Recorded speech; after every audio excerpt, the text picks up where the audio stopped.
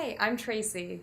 Hi, I'm Brandon. And I'm Caitlin, and we're all from the state of Virginia. So for this week's State Saturdays, we're going to talk to you about Virginia, which is on the east coast of the United States, right here in the middle. So there's three of us because we had so many people who were excited about talking about Virginia, but also it's kind of fitting because in Virginia, the biggest industry is actually government, and 1/4 of the people who live in Virginia work for the government. So it makes sense that the three of us would have become government employees ourselves.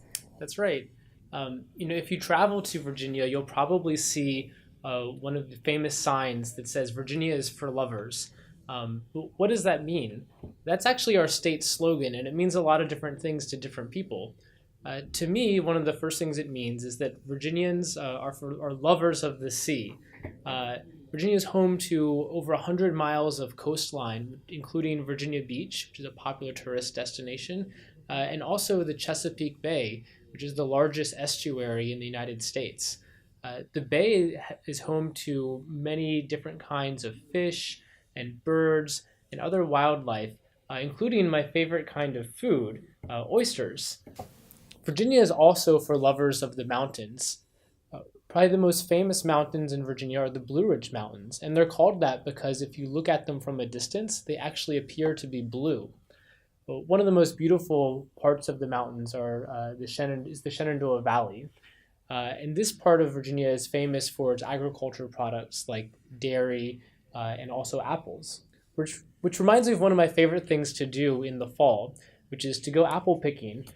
We like to go with our friends to the apple orchards and pick apples and then sit around drinking apple cider and eating apple cinnamon donuts. And then when we go home, we use the apples that we picked to make apple pie and apple sauce and apple butter. Virginia is for lovers also means Virginia is for lovers of freedom. That reminds me of our state motto, which is Sic Semper Tyrannis. That means thus always to tyrants. And those words appear on our state seal, which is also on our state flag. On the seal, there's a picture of a woman who is standing on a king. And the woman in this picture represents virtue, and the king represents tyranny. So what it really means is that in Virginia, virtue and freedom will always triumph over tyranny. We have a few fun facts about Virginia. Jamestown, Virginia was the first permanent English settlement in the Americas, founded in 1607. And it's not too far from where Caitlin and I went to university, which we'll talk about later. And although the state of Massachusetts likes to claim that they hosted the first Thanksgiving, no, we Virginians know better. The first Thanksgiving was actually at Berkeley Plantation in 1619. Yep. And perhaps, best of all, Pocahontas lived in what is now Virginia, not far from Jamestown and Williamsburg. So, like Tracy mentioned, we both went to the College of William and Mary, and we want to bring this up because it's actually a historical and interesting fact as well. There's a couple of interesting things about our university. First of all, it's the second oldest university in the United States from before when the United States was a country. It was founded in 1693, so it was around for decades before Thomas Jefferson wrote our Declaration of Independence. And a second fun fact is that Thomas Jefferson, the writer of the Declaration of Independence, went to William and Mary. But there must have been something missing from his college experience, because after he went to William and Mary, he actually founded his own university, the University of Virginia. And that's the school that I went to, and he's very proud of the fact that he founded the university. Okay, so we have some rivalry between Maybe. the colleges. They're both good schools. Maybe William and Mary is better.